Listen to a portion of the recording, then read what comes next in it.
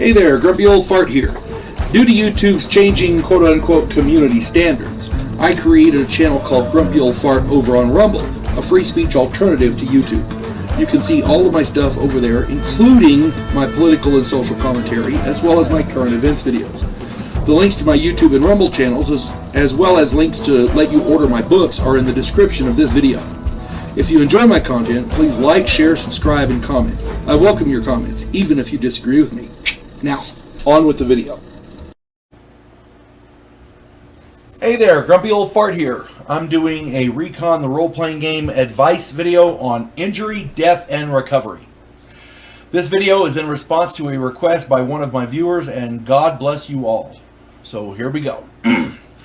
Many game masters count damage points and call it good. To me, that's just boring. I try to add some detail to injuries to reflect the situation and the severity of the wounds. For example, a soldier jumps behind a log to avoid a grenade blast. Even with the cover, he manages to take 8 points of damage. Instead of that, I say, the blast does not hit you, but it hits the tree or log and wood splinters are embedded in your leg. Something along those lines. That's just an example, but you want to embellish a little bit. The trick is not to make the wound so debilitating that it will end the soldier's career. Being blinded by the flash of a grenade is not so bad because it can and often does clear itself up. Losing an eyeball due to shrapnel is a ticket stateside because that eyeball will never regenerate. The wounds you describe must be recoverable and cannot be permanent. That's the key. Now, on to the game mechanics. I mean, if a guy dies, that's a whole different critter. You don't recover from that, but, you want to make the wounds recoverable.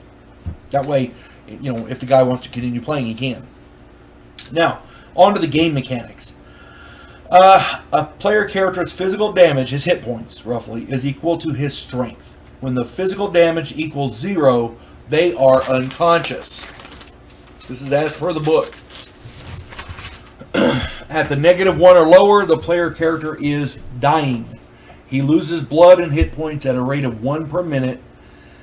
If the wounded player character reaches a wound level of negative number equal to his physical damage, then he dies.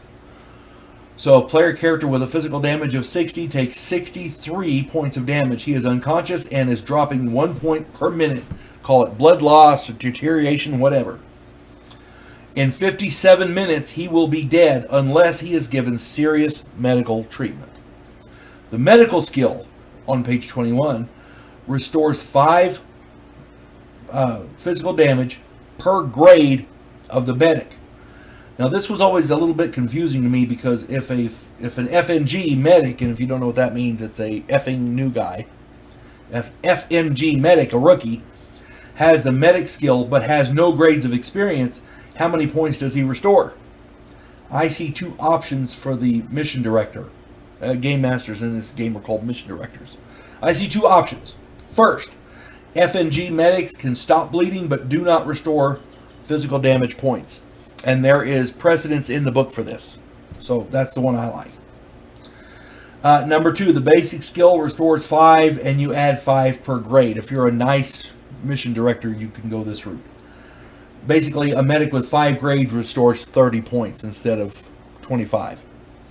Read the medic skill and be familiar with how it works. Whichever of the 2 options you choose to use is fine, but be consistent even with the enemy. Personally, I use option 1, like I said, because there's precedence in the book for that. Note that a reduction of physical damage also reduces the movement and carrying capacity of the player character. Read through the sections on strength, physical damage, wounds, and recovery, carrying capacity, and movement.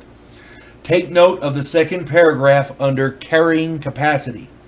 It mentions being able to exceed his wounded carrying capacity.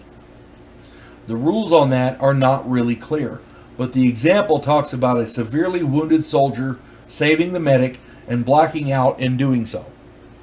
I read that, and it sounds to me like one of those adrenaline rushes we read about where the woman lifts the car to save their kid. It's supposed to be a very special circumstance. You need to be careful how often and when you allow that to happen. Are the player characters close friends? How long have they served together? Does the situation warrant the adrenaline surge? that kind of thing. If you allow this adrenaline surge too often, players will come to expect it, and then it loses its special status.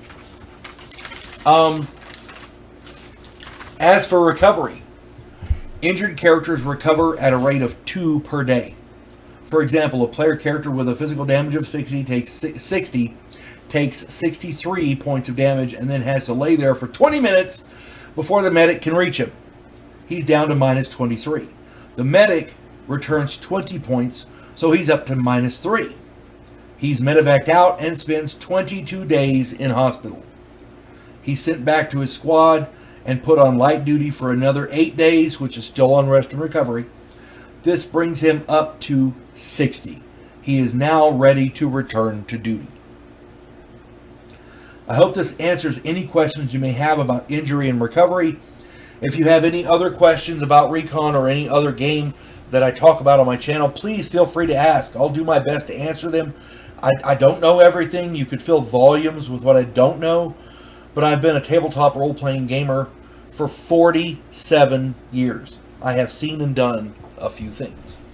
Hope this finds everybody well, and I hope this answered your question, man. You folks have a good one. God bless one and all. We elect cookie-cutter politicians every single election cycle. Yes men who maintain the status quo and do just enough to make us believe the system still works. Imagine, if you will, a president who actually tries to fix things. If you like action, political intrigue, and a righteous crusade, check out my political thriller, The Righteous President.